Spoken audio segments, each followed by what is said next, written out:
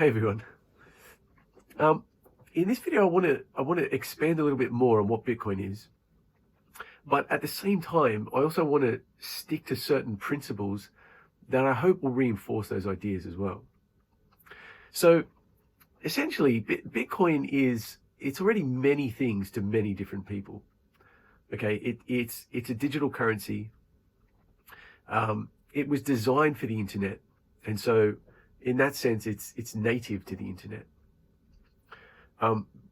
Bitcoin is fixed in its supply. There's only going to be 21 million Bitcoin, and this is hardwired into the protocol.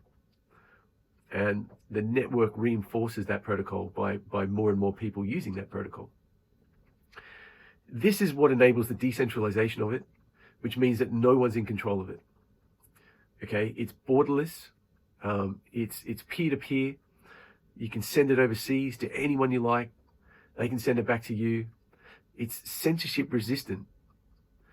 And that means no one can stop anyone else from sending it. That's an incredibly powerful tool. And this is all recorded on the blockchain. And that means it's transparent. So everyone can see who's transacting with who has what amount of Bitcoin. It means it's tracked and traced by anyone. It's able to be traced by anyone. And that means there's no third party involved. Okay, we can get into that in future videos.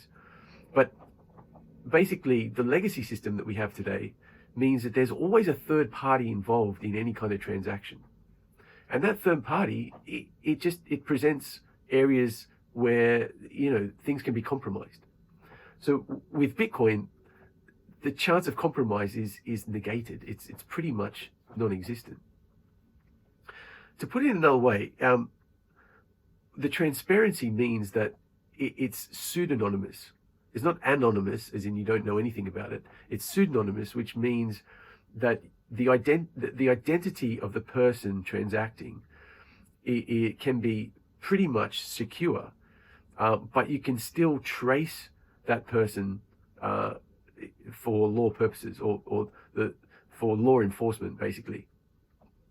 So, contrary to popular belief, Bitcoin is actually energy efficient. Okay, 70% of power used to mine Bitcoin comes from renewable energy. It actually comes from underutilized hydroelectric sources. A lot of these sources are in China, and they're huge power stations. They're renewable energy power stations, and they take like hours and hours to turn on and hours and hours to turn off.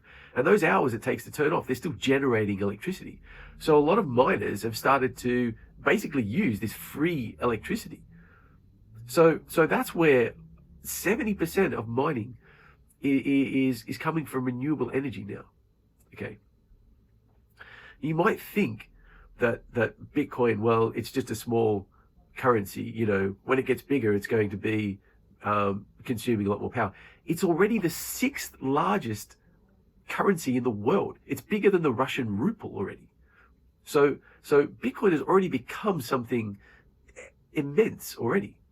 There's only one Bitcoin that's actually being adopted in the world today. And Bitcoin, it can be copied, but it can't be replaced.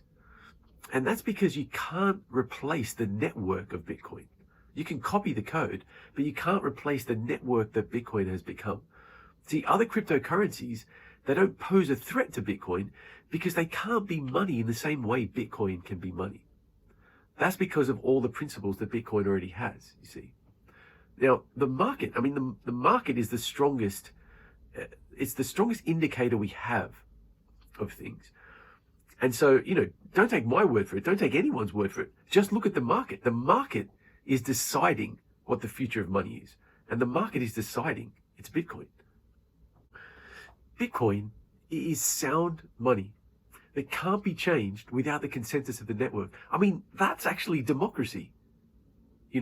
When something can't be changed without the will of the participants, without the will of the people. It's a belief system it's been adopted because it's neutral money. It's separated from state. It's separated from authority. It's separated from control by any one party control.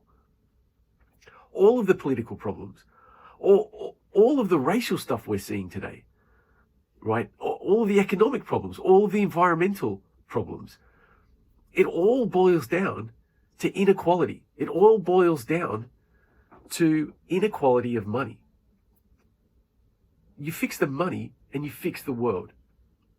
I mean, it is really actually that simple. Obviously, there's many, many things that go into it, but you fix the money and you fix the world. And Bitcoin fixes the money. Bitcoin fixes this. Bitcoin is freaking rock and roll for the 21st century, man. It's punk rock in the face of the money printing machine that's controlling the world today. It's everything that art is trying to be when it expresses freedom, man. Bitcoin is the ultimate social justice warrior. You know, Bitcoin is the future of money because it's the most superior money we've ever had in the world. I mean, Bitcoin is truly the money of freedom. It's truly the money of liberty. And it's truly the money of the people. Thanks for listening.